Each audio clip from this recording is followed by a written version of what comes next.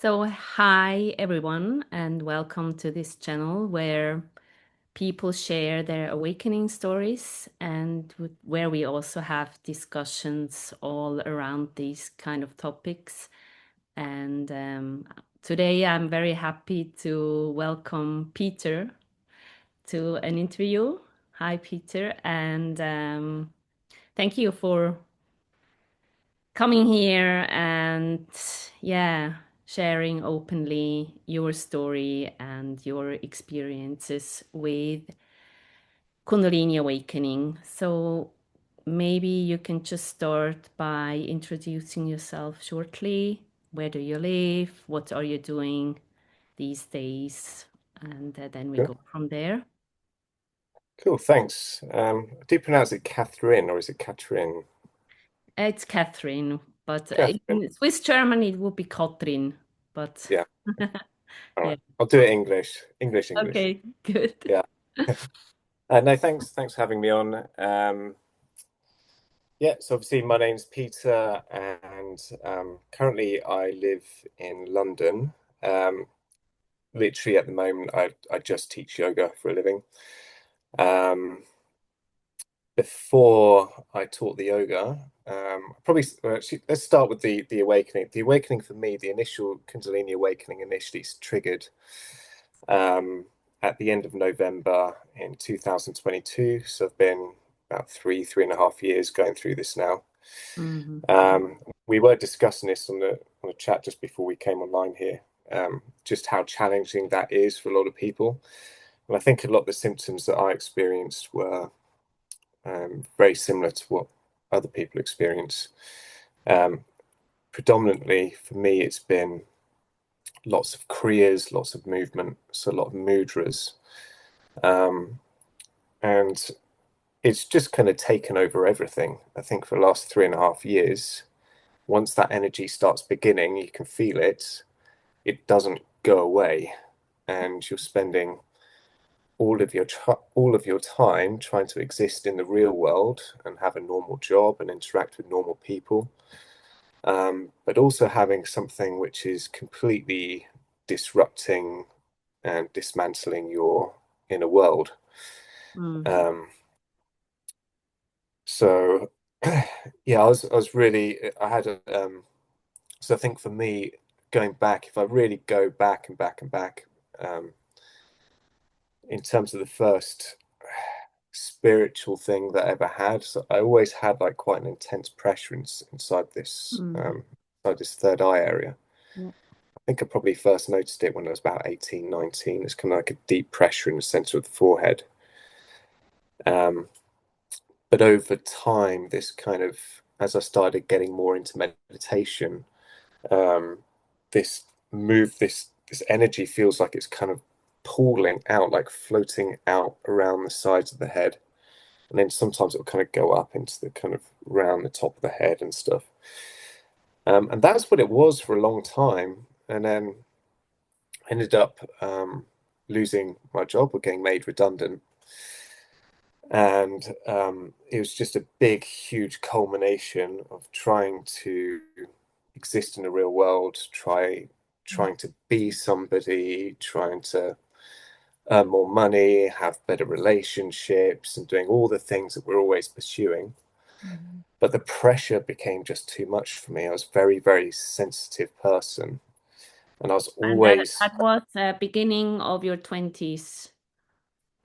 This Like, wasn't in my no, this wasn't beginning of my 20s.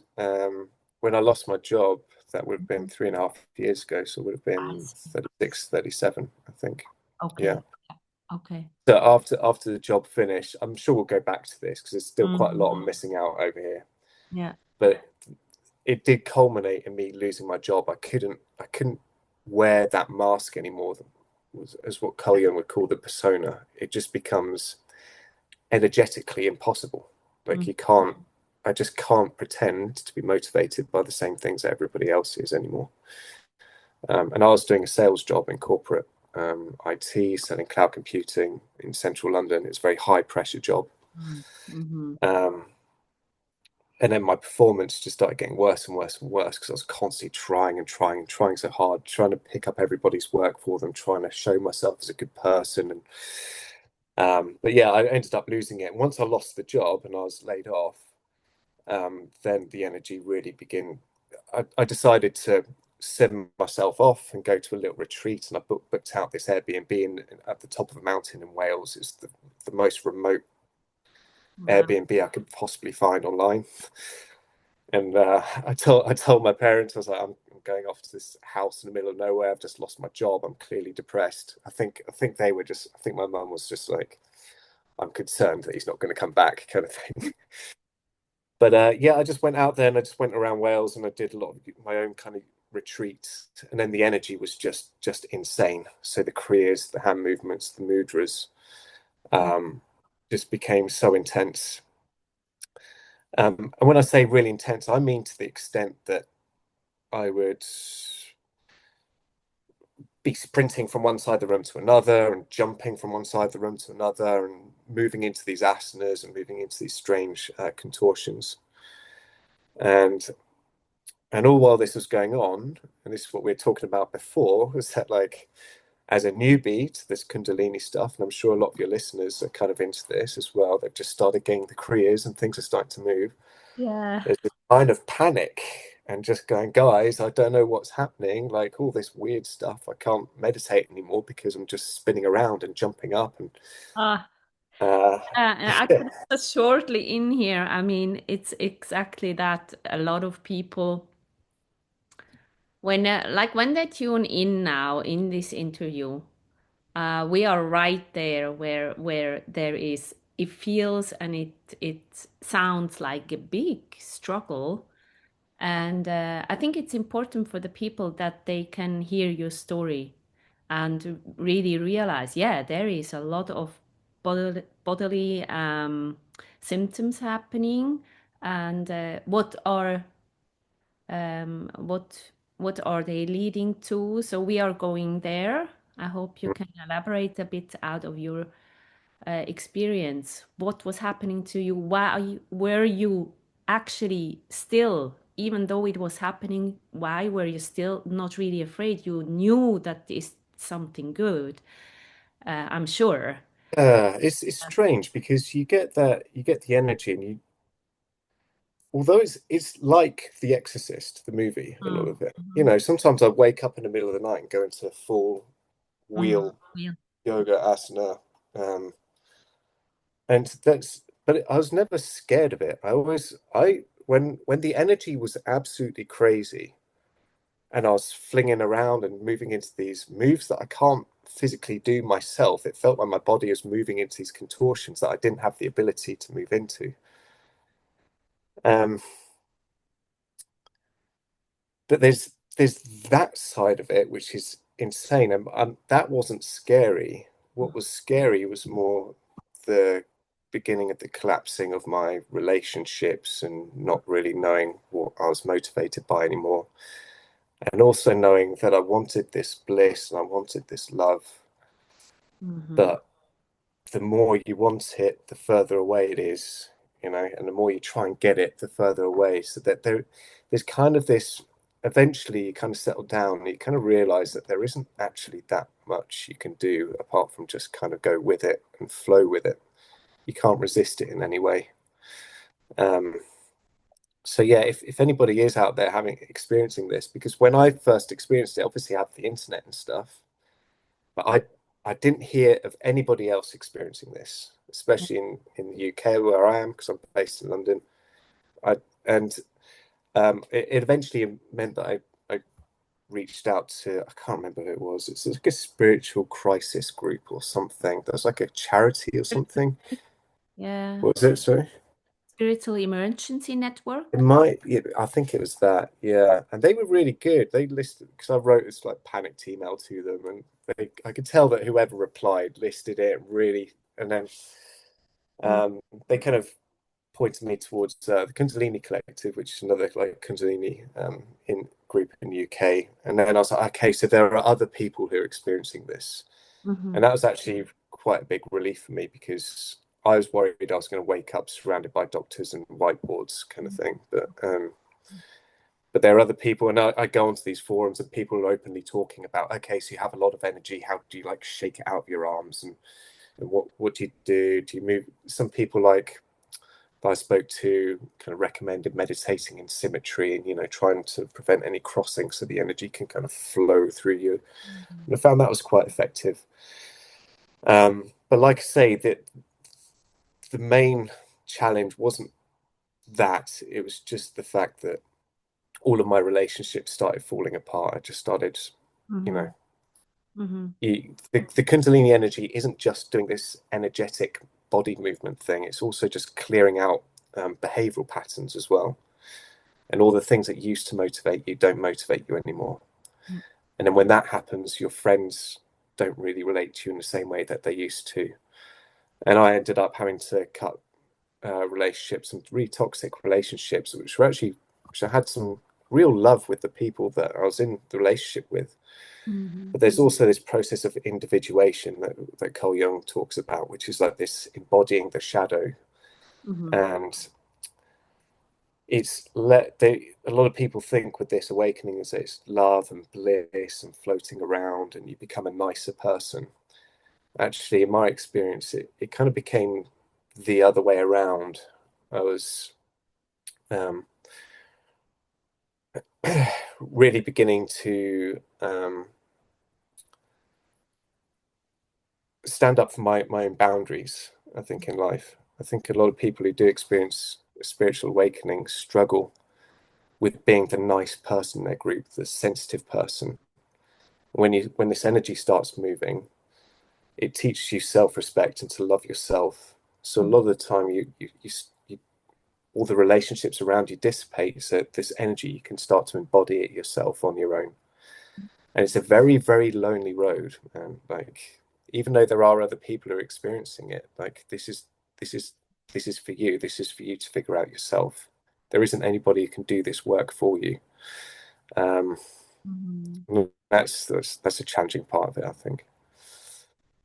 Yeah, exactly. Thanks for sharing this. And but there are two things which are important for me to bring up.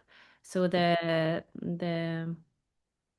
loneliness, I had to accept that actually, even though I want to also with these videos, I want to have my way of trying to spread awareness so that people don't feel so lonely. They can relate to you, to the people who are talking about their experiences, but also people that people who don't have this experience, that they hear these stories and they try to be more open, that stuff like that. Mm, And then, of course, especially people like in the medical field, but also in the yoga field. And we will come to that because a lot of people, they are just not very well taught about this phenomenon, Kundalini. They yeah, have very brain. strange relate, like it's Yeah, mystical and stuff, and always beautiful. So this is very important for me. You said that you were contacting the Spiritual Emergency Network, and I think that's a good address to go there for people who listen. I think that's a good one. yeah, And I think great idea. Yeah, they should definitely use those resources. yeah, and also the thing about people who think it's something bad and even of the devil and stuff. This is also a big topic that sometimes comes up with people who experience that they actually are being shunned because people are scared. I think that's very important that we also get to understand that even though it looks like an exorcism, it's not like something bad is going out. It's just more like something good wants to come in and struggles because we're still holding on to this is not possible. I think there's a big difference. But yeah, go. please go on and share how you've felt. Yeah. Well, So, I think what you mentioned there about the religious backgrounds, like in terms of exorcisms and demonic, and I've had people who've experienced Kriyas come away and say, no, I think they're demonic and been released from them, and other people say people project, right? So they'll see someone experiencing something which looks weird, and it looks very weird. We'll go into my experiences that I've had just dealing with community and stuff. mm, Um, but yeah, it looks terrifying. It looks weird, and there's nothing. How do I say it? There's not something that anybody else can relate to because it looks so odd. It looks like you're literally crazy. So if you're not religious, you probably say this person's having a mental breakdown. If mhm, you are religious, there might be a chance you think there's something demonic is happening to this person. Um, but I think that ultimately what it is it's just energy. It's just stored up trauma that we've had for many years, and it's kind of coming out. But I kind of think of it as like a spiritual fart. You know, it's kind of like this energy comes out and it comes out, and then it's like, there we go. mhm. Um, but And it makes space for something better. I think that that's it important. does, It needs yeah. to be released, and this looks a bit odd, but it really makes space for something more open and Well, not just emotionally, but physically as well. So sometimes when I sit in the careers, like the careers happen to me pretty much every day. If I'm sat down, like sometimes it'll twist me into a specific stretch or an asana that I just have no idea. Never thought of it. My body will just lock and twist, and I'm like, oh, that is hitting the exact right muscle that I'm really. So I can feel it. That it's kind of opening my body in a way that it just hasn't done before. yeah. So physically, it's been great. Um, I also mentioned the glossolalia. That was a big one for me, and that was probably what alarmed people the most was the fact that talking, my voice changes, and then the voice goes really, really low. It goes really down into the down into the throat. So when the throat chakra opens, Mhm, mhm, my voice goes very low. It starts in English, and then it starts talking in various different languages, whilst producing these hand gestures and mudras. And sometimes it will just talk and talk and talk very rapidly. Sometimes it's before it used to scream a lot and shout and cry, sob tears, they're laughing.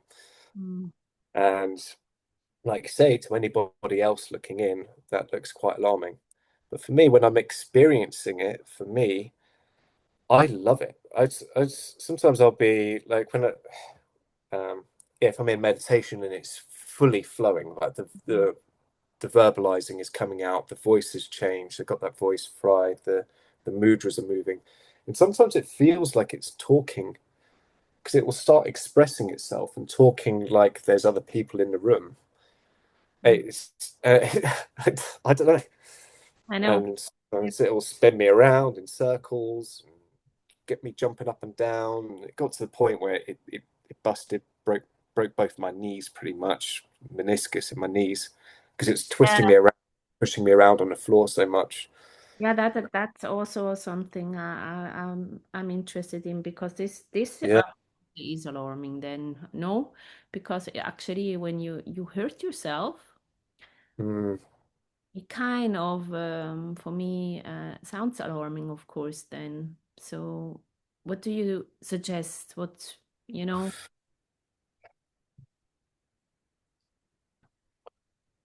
Do you yeah. think? What do I suggest Yeah, if I you're mean, if it's experiencing it? You do. that very moment, it sounds like it's something you should stop so that you don't get hurt or Yeah, I think it's okay to do it. I think my hips were just pretty tight at the time, so it just took too much pressure on my knees. Um, Mhm.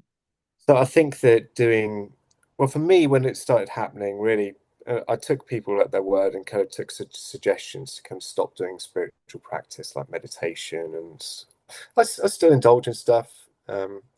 I've got a big background in psychedelics that kind of kicked off a lot of this stuff.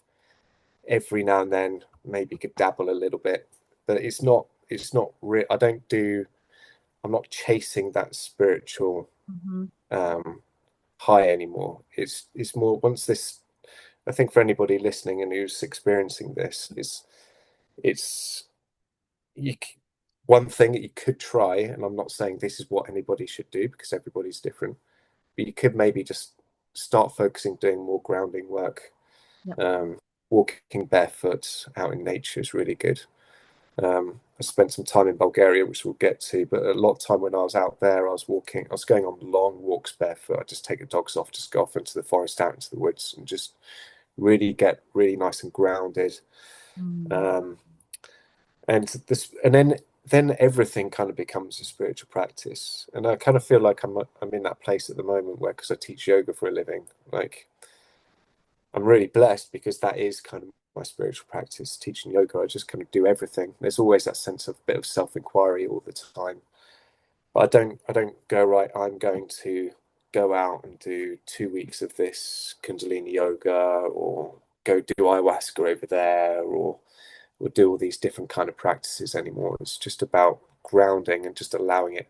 It's like the bottle's open, you know. It's like you're Exactly. not putting a toothpaste back in a tube. I think you just it's open now. Yeah. You just let it do its thing, and Yeah. you And just got to let go of it.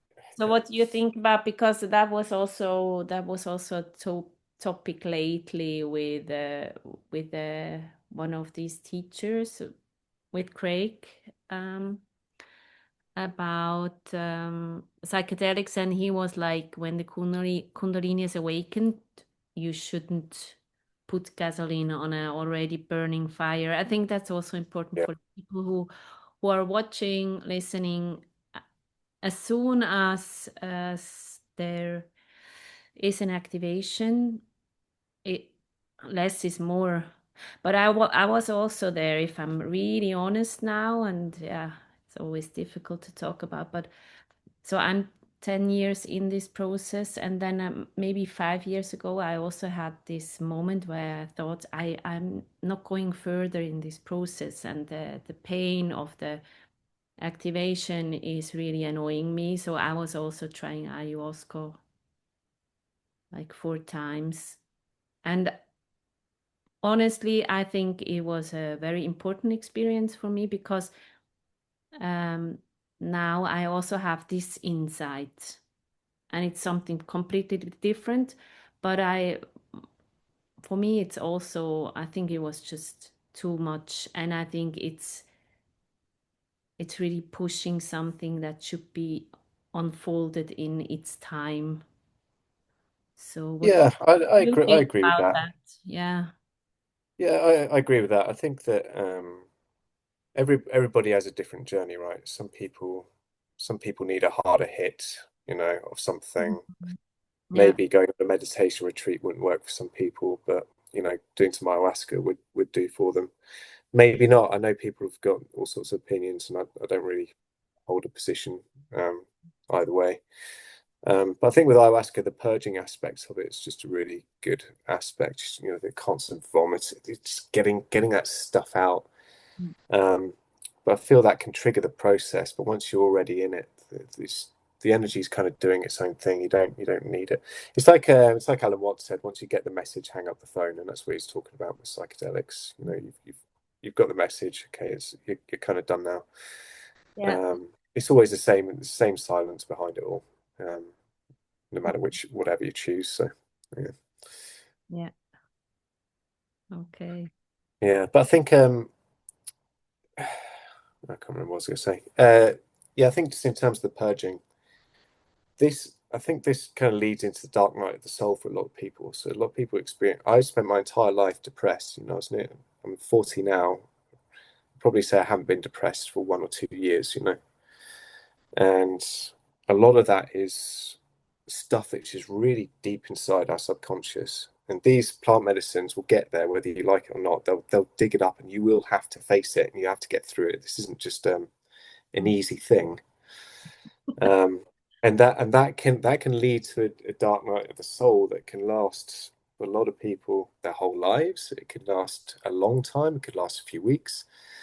But I'm very influenced by Carl Jung, and he was talking about like dark night of the soul is that even when you become awakened or whatever, if there's no, I don't think there's an end point at all, but there's always more to come up. Mm-hmm. And most of the time, your dark night of the soul isn't just a one-off experience. For a lot of people, you can have a dark night of the soul, you can have a big release afterwards, and then it'll just pull you back in again. Because there's always more from the subconscious that needs to be dug up and processed.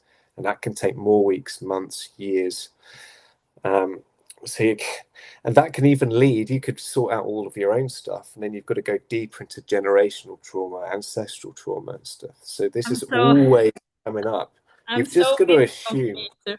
I'm so with Yeah, Yeah, that was also, and it's funny because that was my experience with ayahuasca. At the end of the 4 sessions, I was like, well, I could do that for a lifetime, but there will yeah, always come something up, and I think the healing has to be as long as you are not allowing yourself to trust yet mm, into something good. Then as long as you cannot do that, you have to heal, do the healing work. It's something exactly. very important, but as soon as you can even grasp a little bit to then just hang in there. You don't have to muddle down there anymore. You just go Mm, and take the good.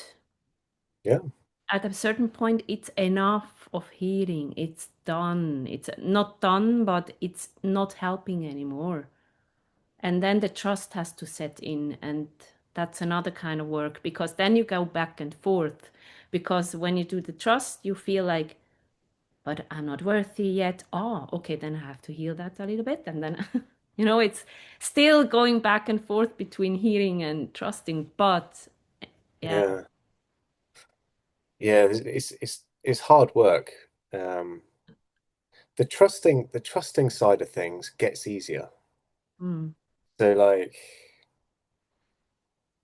I mean, I could say that as started having the spirit like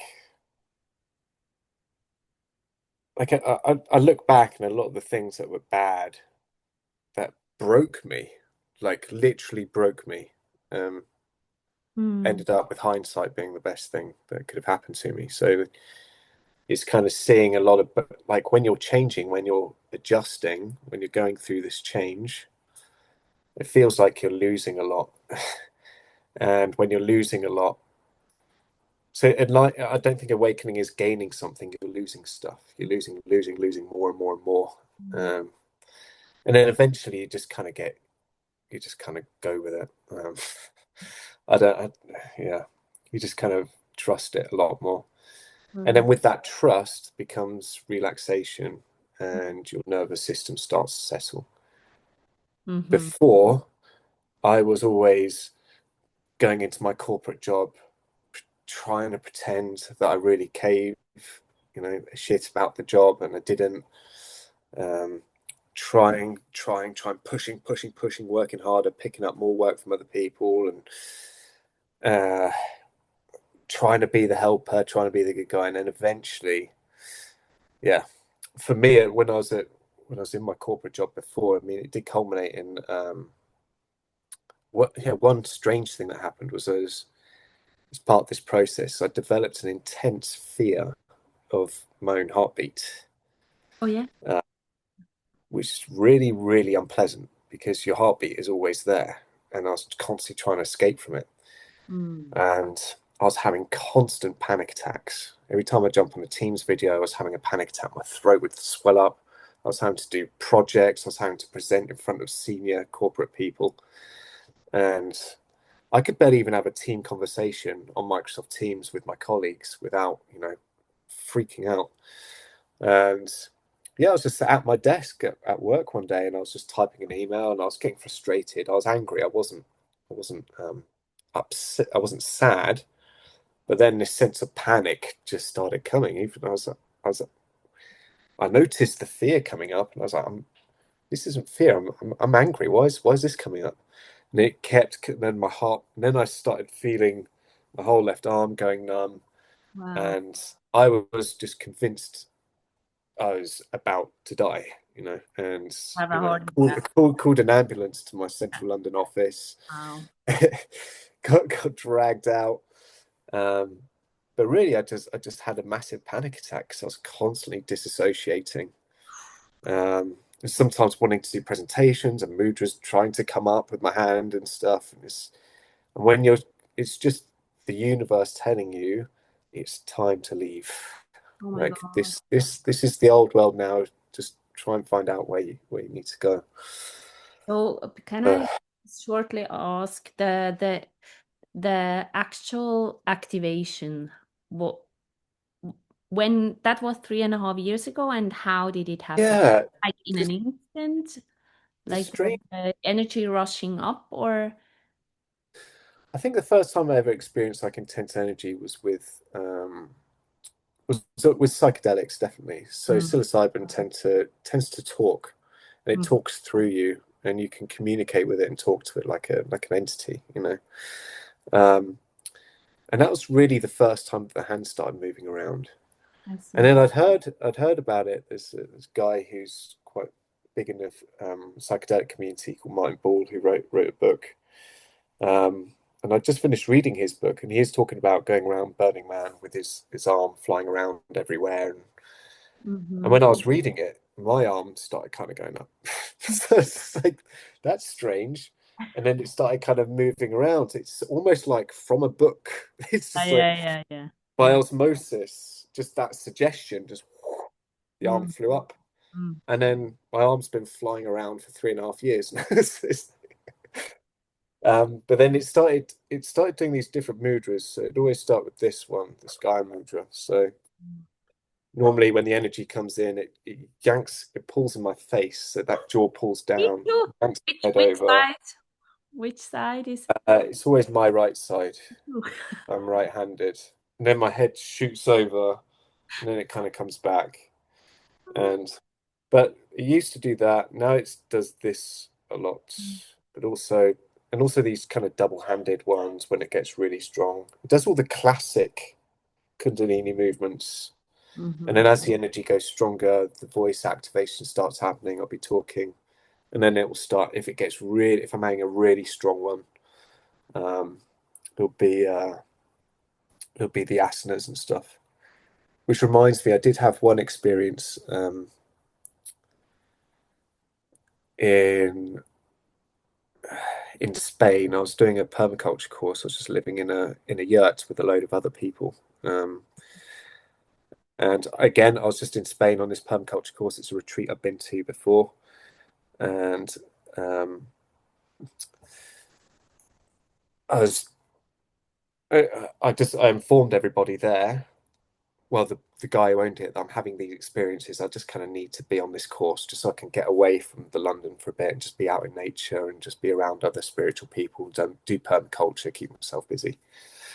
Um, but yeah, one night I had one instance where I was just asleep, and it's never really done this properly like this before, but suddenly just woke up in the middle of the night. But I was sharing a yurt with lots of other people, Mm-hmm. and then I just started intensely like vomiting. Where it wasn't anything coming out, it's a dry heaving, so retching Yeah. down the side of my bed, just retching, violently retching, shaking, vibrating. It felt like there was fire coming up all of my skin around my head. It felt like I was in a can of Coke or something. It felt like it was fizzy kind of coming up. Mm-hmm. And but then it started the verbalizing, and everybody else, it's like 2 in the morning in the middle of nature, in the middle of nowhere in Spain, and everyone else is waking up and like, are you okay? And I couldn't talk because the retching just kept on going. And I managed to crawl out, crawl out the yurt on my hands and knees, going into the woods, followed by everybody. And then, but I had told somebody that I was experiencing kind of Not crazy fair, stuff. right? But it's good. Oh my God. Yeah, I mean, all I could hear was this guy behind me saying, "He has a spirit, he has a spirit," and they started blowing all this peyote on me and stuff, and trying to get me to Yeah. calm down. And I think it's probably a good time to segue into just the difficulties dealing with people in general. Mm. because I was very nervous before I went out there because I'd had experiences before of just dealing with people who just didn't understand what was going on. Mhm. Um, so there's the after I left my job, I went to India to do my yoga teachers. So I went to Rishikesh up in North India. But I was having lots of energy, constant glossolalia. Every time we were in Shavasana, I was vibrating and shaking. But then my tongue sticks out a lot. So a lot of time, and it'll flap around and I'm holding these mudras and stuff. But that's very alarming to other people who are looking at you and don't know what's going on. Yeah. So I remember waking, I did freak out. A Yeah. couple of girls there, and I was just like, oh my God, like, and that wasn't good. And then that evening, they went around and made us sign disclaimers about how we could get kicked off the course if they wanted us to. So I was thinking ahead already, like they just came up to me, made us sign this. And I was like, oh no, because they're going to want to kick me out. And Mhm. then I went back to my room, and then three of these guys came up, banged on my door, and I opened up the door, and I could see they're breathing quite heavy through their chest. And I was on my own, like, "You all right, guys?" And um, yeah, they said, tomorrow you're down to do this like whitewater rafting activity. They said, well, you can't go because you've said that you used to have asthma, so we can't have you going. So I was like, okay, guys, totally cool. Yeah, there's three of you here, but I could tell that they wanted everybody else to leave, and then I could stay behind. And then I was expecting them to tell me to get out.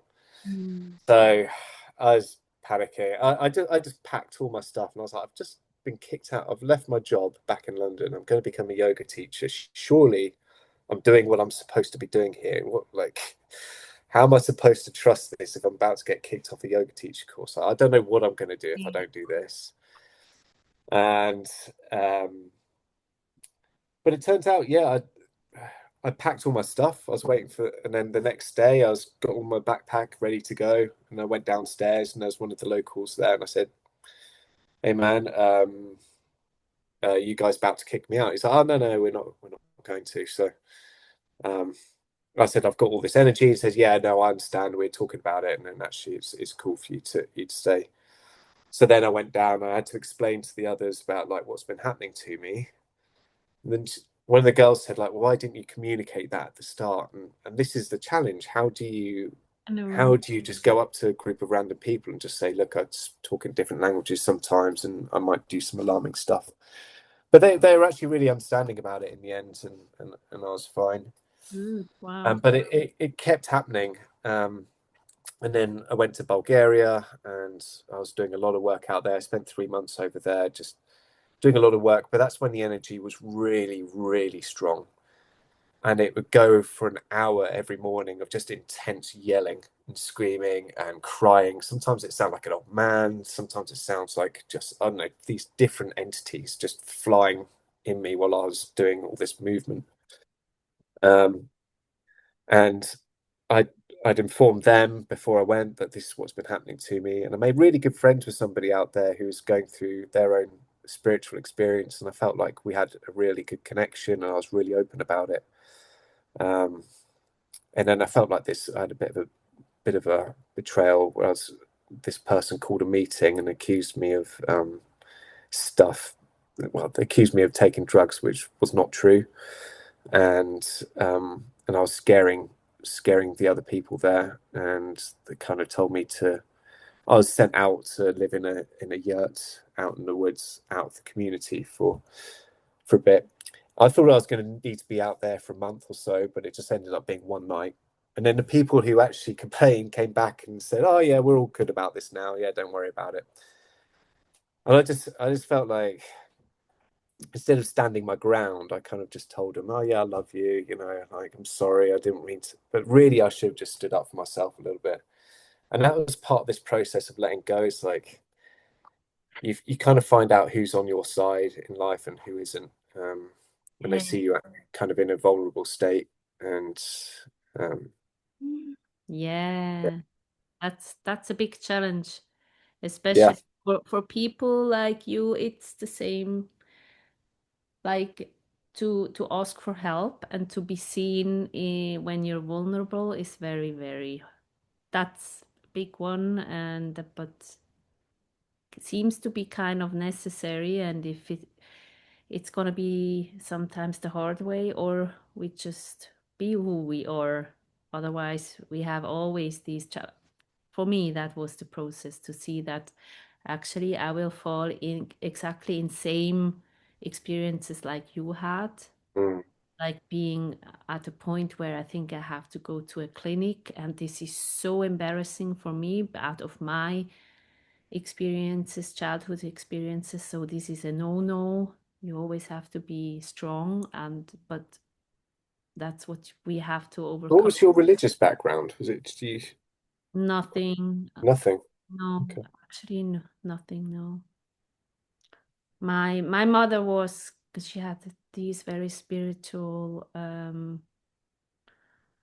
phases, but that's why I was averted. I had an aversion to spirituality because she was praying there, but it was just not honest. It was, so I had an aversion to. Yeah, that's funny you said that because I had a huge aversion to spirituality. I mean, I was born and raised traditional Roman Catholic. I went to Catholic boarding school, Oh, yeah. and it's a very conservative Mm, branch of Roman Catholicism. Society of St. Pius X, if anyone wants to Google it, but it's a branch of Catholicism which split from the Church after Vatican II because it didn't like the modernization. So it's very, very traditional, mhm. Um, Wow. but And your yeah, parents were, they just don't understand it, and then yeah. Sorry, what you saying? and your parents, they're very religious. Yeah, yeah, traditional Roman Catholic, and um, but I left school and I just ended up just having an intense hatred for Catholicism. Mm, Just absolutely hated it, despised it. Um, and then I became a pretty committed atheist for a long time. And I used to go to debate groups in London with theists, and but I think that's actually quite an important phase. Actually, I think that atheism, it's good just to just all of your belief systems need to be inspected and broken down in absolutely. order for it to start again. But it's yeah, I think that was probably a big challenge for me is in terms of communicating it, because my family are Catholic, and I Mm, didn't want them to think that I was possessed. yeah. Um, but yeah, it's funny. I was an atheist, and then obviously started having psychedelic stuff, and then I was like, well, I'm not really an atheist. And then when all this kicked off, it's like I don't know what I am anymore. Yeah, it's actually Can't put a label on it anymore. two very important topics for me as well, Yeah. which are very interesting to talk about. So, first thing, I'm going to just mention it shortly. I don't know where the listeners would like us to go to, but it's quite often that people who are on this journey, they have some kind of aversion to spirituality, and then they have to find their own way back. That's one, which from maybe for another time would be interesting for the people to listen to, because they, some people, they also know that's their experience as well. And the other thing which I think is very important is the help and the, because I, it's so difficult for me, because on one hand I understand the people when they see something like that, like strong Kriyas and stuff like that, that they are getting afraid. But this is the work which has to be done, because there is, there needs to be awareness that stuff like that can happen, and especially in the Western world, because it's so funny. It's somehow, sometimes I feel it's so biased. We Westerners are very biased because we think we are very well educated, but on the other hand, when we see like a Dalai Lama, everyone is like, this is such a wonderful person. But when the next door neighbor is having a spiritual experience, he's going to be dismissed as woohoo. And I would just be really happy if people start to be really interested about it. And please also on an intellectual and factual level, but please read into it instead of just having your own dogmas and biased thinking about that. I think it's really high time that we do that, because a lot of people, they are suffering when they are on this journey. They are really suffering because it makes you very lonely, makes you very vulnerable. You don't know if you would go to a psychiatrist, if he's going to give you neuroleptica or whatever, and it's going to be, because I heard a lot of stories of people who were diagnosed bipolar or with psychosis, schizophrenia, everything. So it's just You're experiencing this, dangerous. Actually, it's really right? dangerous. So, Yeah. and we need to be aware that there are extreme states of mind, of body, but it can be healthy and transformative. Only because it looks like odd or out of the ordinary, it doesn't mean it has to be. So we need a new normal. I think that's what we need. Yeah. I like what you said about Westerners. We think we know a lot. I think when you go on this journey, the more you know, the less you know. I think Mm. that's basically what it is. There's a lot of things that I've got opinions about today that I don't know. Yeah, Next year probably don't I share don't the know. same opinion Me anymore. too. So there's loads of stuff I just don't know. But and so it is humbling in that respect. So when you get into spiritual communities and groups and talks, you're just open-minded to everything. Like I can listen to anybody. Like there's something that you're going to say which is going to be helpful, I think. So, and I've found some fascinating people on this journey. So some people have gone very different ways to me, and they've experienced the careers and stuff. There's one guy I was speaking to. He's gone very much down the Christian route. Met another guy who's really went down his into Judaism and just followed his family roots down that route. But that hasn't been my experience. Mhm. So, but I can't. But I can also totally understand they're completely sincere. It's that kind of, what's that saying where you have all the blind men and the elephant? They're all experiencing a slightly different thing. One of them's grabbing the trunk, one of them's grabbing the leg. Absolutely. So it is a little bit different, but you also see the similarities, and the Mhm. similarities are obviously the kind of outward stuff which you see, which a lot of the careers and the movements and stuff. So yeah, if anybody's going through that right now and is listening to this, yeah, just don't worry. And if you're feeling lonely, like man, I used to feel so lonely. I think this is like the hardest thing is to let go of this desire to be loved. You want to be loved. I always wanted to be loved, and eventually, like as your social circle begins to shrink, it sounds terrible, but actually, it's very, very peaceful, relaxing. I've Yeah. never been this chilled out in my And entire it's life. not about isolating oneself, but it's just being No, comfortable with silence, I guess, and with not a lot happening. But can I shortly ask you? So you said you were actually all your life you were depressed. And so how was it for you when all of these spiritual things started to happen? Did that also have an impact? Because you were always like your soul was searching for truth, and as soon as it happened,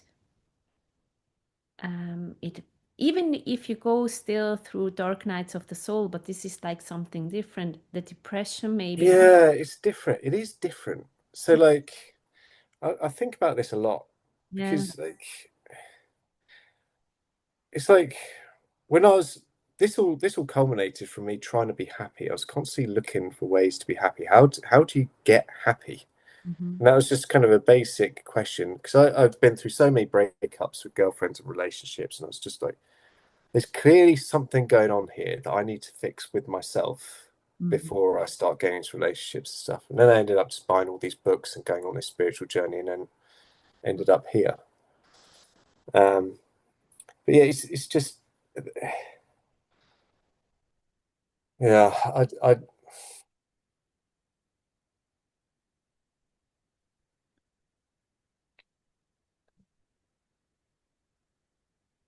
Yeah, I don't know. I think I'll just go back to the point that yeah, people can be just experiencing very, very intense, miserable existences with their depression, but Mm, that's just your relationship that you have with yourself. mm, Um, I think when I was growing up and I was at boarding school, I was not, didn't have a very happy childhood. And I spent a lot of time on my own and I was miserable on my own. I was just depressed and sad and sad and sad, sad. But what begins to happen when this awakening happens is that silence and that emptiness becomes more of a friend rather than an enemy. mm, Because we're constantly, you see it everywhere. Everybody's doing things. We're always looking at our phones. We're trying to distract ourselves from what's inside of us all the time. And then eventually what's inside of us has to come up. You have to confront it. Whether it's in this life or another life, we're all on this spiritual awakening journey, every single one of us. And if you're listening to this conversation, you're probably further along um, than other people who aren't, maybe. But that's kind of it. It's your relationship to yourself, but that emptiness, which is so terrifying when you don't understand it. But as you go through this process, it becomes something that you start craving. So I used to try and avoid being lonely all the time, constantly. I need more friends, more parties, more drinking, blah, blah, more, more, more, more, more.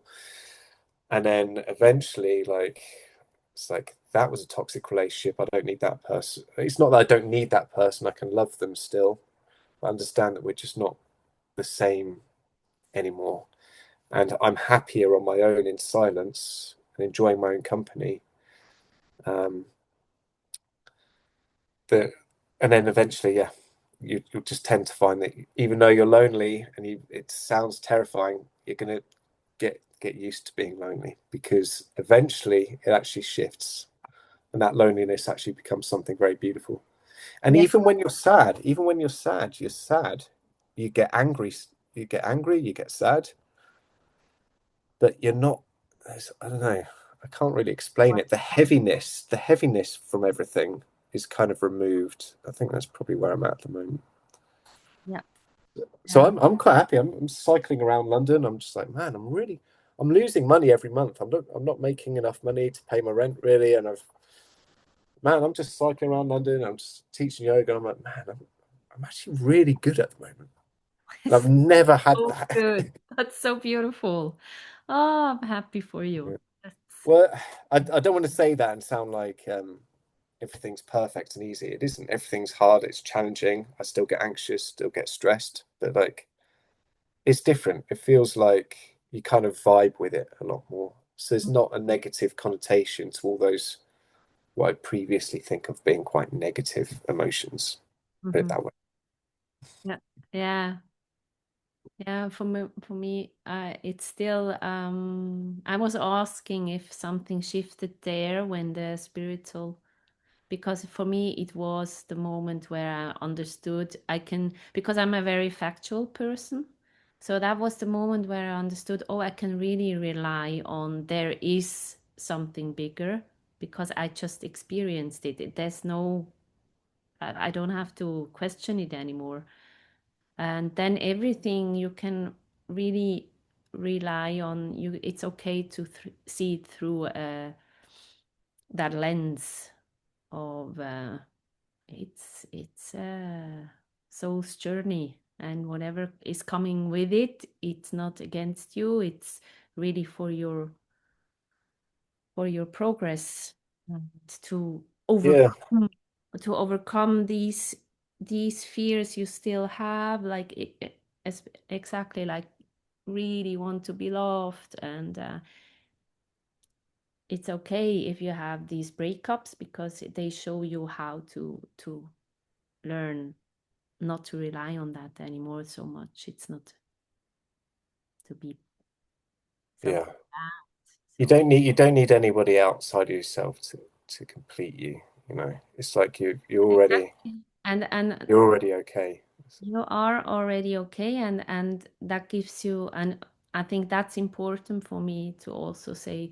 It's not like um, to be a hermit. It's more like to learn it through being lonely for a certain time, but then you can relate to the outer world on a like differently, and it's not going to affect you anymore like that. It's like when you have a toxic person, it's you know exactly it's there. That's been really obvious. It's just Yeah. all the toxicity just becomes really apparent. You can really see through it all of a sudden. Hmm. Because you're so before you're so desperate to be liked, you want to be around people, you tolerate so much. So And much. then when this shift happens, Yeah. again, you're not becoming a lighter, friendlier person. A lot of the time, to other people, that can look like coldness because you're actually embodying yourself better. Um, you say no when you don't want to exert your energy. You put yourself first a lot of the time because sometimes you do. Sometimes you will get angry and you assert yourself. Before, I would have been angry at something and then I would have just swallowed it and absorbed it because I was too scared to say anything about it. So you actually become more assertive, and Hmm. that pushes some people away from you in life because a lot of people just aren't just on that. I don't want to say higher level because that sounds like we're, you know, Yeah, yeah, but yeah. it's just different when you're in this kind of ego consciousness. You tolerate a lot of nonsense and you really care what other people think. But after a while, like for me, the huge thing was rage, a lot of rage. And I think a lot of the energy was expressing rage because it's such a nice, quote unquote, nice guy before. Hmm. But you just take disrespect and you tolerate a lot of nonsense. And then when this Kundalini stuff happens, it's like, no, this energy is coming back here. This is for me. And you bring people into your life that deserve to be there. And you actually do less. You do less, you do less, you do less. And things just kind of work out in their own way. It's kind of strange. Before I was always forcing, pushing, making, trying to make things happen, and it just became exhausting. Um, so yeah, there's this kind of this letting go in action, which is very subtle. It's not like I don't know, it's not what I expected. When Mm. people say surrender and just do nothing, it's actually um, Mm.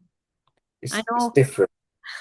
Yeah. I know where you try to explain it because it's really difficult to say that you don't do that much anymore than before, but it's not like we disconnect from the world. It's just you you are not afraid of missing out anymore because also That's a good way of saying it. yeah, the Yeah. inner world is already so interesting, is more than enough. And so yeah, I don't know, because that's important for me that a lot of spiritual people they do that bypassing by saying, okay, I just, you know, I don't let toxic people anymore in my life and I just shut everyone down and I just sit in my cottage in the woods. But that's not the point. It's really not. And maybe yes, for a certain time, but not out of that I do that now the spiritual way. It's because really the Kundalini is forcing you. You cannot, Yeah, um, you don't have a choice. you don't have a choice. You really have, in order to tolerate the energy, you have to go in that cottage. But Hmm. it's not your free will, actually. You would like to engage. A lot of people in that phase, they're like, the fuck, what is going on? Because how will I be able to work again or whatever? But she's forcing you to sit down and shut up. So that's a different way of not engaging anymore. But then you come out and you love to engage, but not that much anymore because this is already enough. You know, it's like, yeah, I don't know. Maybe you are on the Yeah, same you don't need page. yeah, you don't need anybody anymore. But for me, it's like the shadow work came up when I was in India second time. I just had I the energy was just bringing up all these memories of these people that just disrespected me, and when I was bullied when I was younger, and I was like, I'm basically 40, and I'm still upset about stuff which happened when I was 10, Mm. but it's still in there, and and I was having these dreams of all the people from my past, quite really profound dreams, but it made me embody this in terms of being able to relate to people. Because when you go out into the world, it's not like you're just going to sit in samadhi and stuff and just in a cave. You still got bills to pay. You've still got people that you need to interact with. And the way, yeah, I'd probably just say it's just a lot calmer and more chilled out. But I still like doing a lot of the same stuff that I used to do. A lot of the stuff that people say you shouldn't do, I guess. But like, Yeah, that was it's the full human totally human. experience. It's not, yeah, it's not really good and bad anymore. It's just Yeah, and you just just kind of go trying. with it. Yeah. That's so beautiful. So, actually, we have to come to an end a bit, but it's so interesting to talk to you, and we could go on for hours because we just touched on these subjects, which I think, um, with your story came out very vividly. So the struggles, of also the Kriyas. I think a lot of people they have a hard time understanding what is happening. We touched on that a little bit, but if people have more questions, please, put your questions down in the comment section, and Peter, he will for sure have a look at it. And Yeah, maybe I'll have a look. yeah, so you can try to elaborate then on that. So just let us know if there is some deepening needed, and we would be happy to do that actually, because it's a we opened a lot of important topics. But what is there anything at the end you would like to share, or just like, yeah.